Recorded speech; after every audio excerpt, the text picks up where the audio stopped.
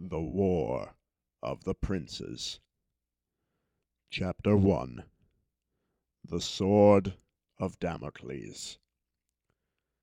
On Tuesday, the 16th of December, 2986, Königshaus Royal Palace in Munich, Bavaria, burnt to the ground.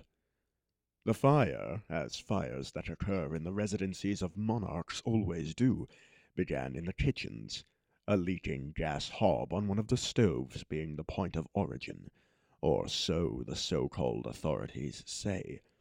The blaze spread from the kitchen to engulf the main dining hall, the sitting rooms, the drawing rooms, and all the other useless rooms that those of a certain imperial decadence always have in excess, until the entire palace was engulfed in flames. 16 people lost their lives, though 15 of them went unmourned, as the 16th was His Excellency Crown Prince Wilhelm of Bavaria, reduced to cinders, along with every existing record of his genetic replication templates. In one calamitous inferno, the proud nation of Bavaria was rendered without a ruler, and due to the late prince's diminished family line and centuries of succession by genetic replicant, without an heir. A wave of patriotic panic flooded the country, and the Bavarian public despaired at the loss of their monarch, and the severance of their ancient royal line. Several incidences of rioting and vandalism were reported within Munich and the outlying regions. The shadow of anarchy loomed across the nation, when along came a rhinoceros. A venerated Bavarian war hero by the name of Ulrich Eisenfaust stepped forward and selflessly volunteered to run the country under military rule. The Bavarian people graciously accepted Eisenfaust's sovereignty without dispute, and he was promptly appointed to the throne under the title of Crown Baron. However, the efficient recovery of order within Bavaria did not sit well upon the shoulders of those who had no business in the matter, namely, the British monarchy.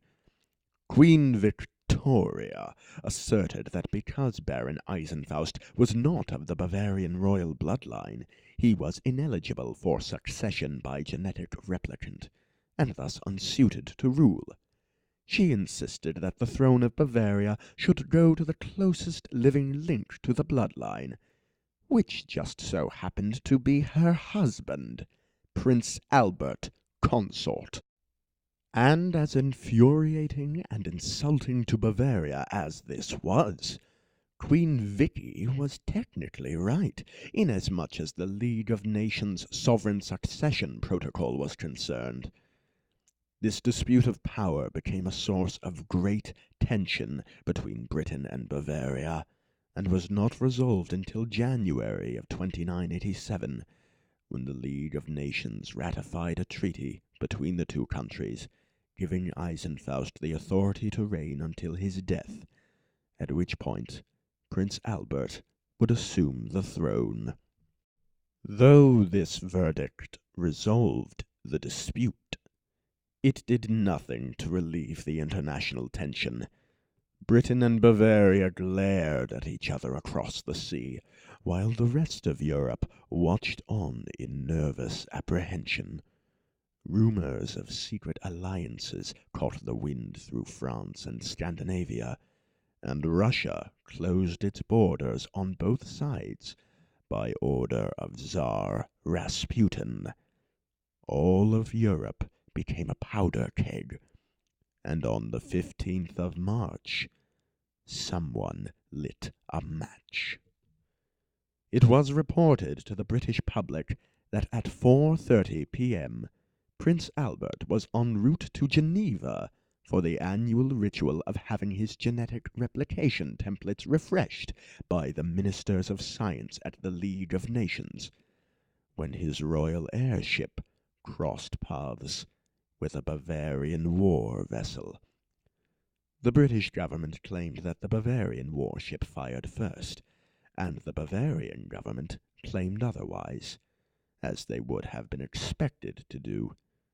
The only thing that was certain was that both ships went down without survivors, and 75 people lost their lives. Yet once again, 74 of them went unmourned, as Prince Albert and all of his replication templates were lost.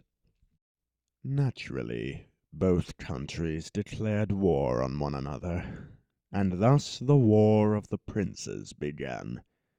Many will look back upon this war as perhaps the most pointless global conflict in history. Historians will write that the war went on for 35 years, while chrononauts and certain parties involved remain unresolved on the subject. Nevertheless, the conflict brought trouble to all of Europe, beginning with the two flagship nations.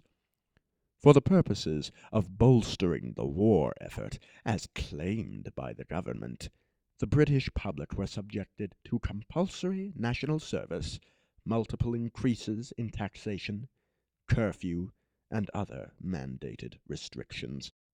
Notable amongst these being the National Scientific Injunction, in which was decreed that any, every, and all scientific and technological patents developed by British subjects were to be made property of the Crown. Naturally, this edict did not sit well with the British scientific community. Many inventors and researchers who were not pusillanimous enough to submit went underground to continue their work unhindered, myself among them. A year or two passed before they started hunting us down and locking us up if we refused to work under the throne. During this time, a certain project of mine reached its apex, the completion of which left me changed, very much for the stranger. I lost my mind, figuratively. I lost my heart, literally. And I lost my sanity, metaphysically. Shortly after, I joined with the great number of rebellious scientists who were unhappy to submit to Queen Vicky's injunction in an effort to find creative sanctuary. I became known as the Mad Hatter, in reference to the topsy-turvy topper that, bolted to my head, contained the furious force of insanity that my brain had become. It was not long until I had become infamous for my acts of defiance in the face of Vicky's oppression. My mad-hatted head became plastered on wanted posters all across the British Empire. I fought with the scientific resistance for a number of months, until our forces were betrayed by a serpent and scattered by a crushing defeat at Seaforth Island. After that, I spent my time avoiding the War of the Princes. I built a ship and took to exploring the chronosphere. Soon enough, I had assembled a crew of like-minded misfits with which to share in my trans-temporal adventures. Lytton Guthrie Jackson, a charming dandy, former New Bedford whaler, and alumnus of Miskatonic University, became our headstrong pilot. In a sleepy and perpetually agrarian village in Denmark, we met a cheerful and curious young woman called Ilsa Jorgensdotter, who signed on as our talented cook. A quartermaster we found in Oft Mamer, a quick-witted gunslinger and part-time inventor from the American Midwest. We found our doctor and our mechanic together in Munich. Augustus Mausjagnacht, a semi-mechanical and ingenious Bavarian doctor, and Lily Cantari, his young ward and skilled personal engineer. Thus I became Captain Edward von Arkham. My wanderlust kept me far from Vicky and Eisenfaust's squabbling for many years, until they made me angry enough. On the 19th of January, 2999, the MHS Hysteria went to war.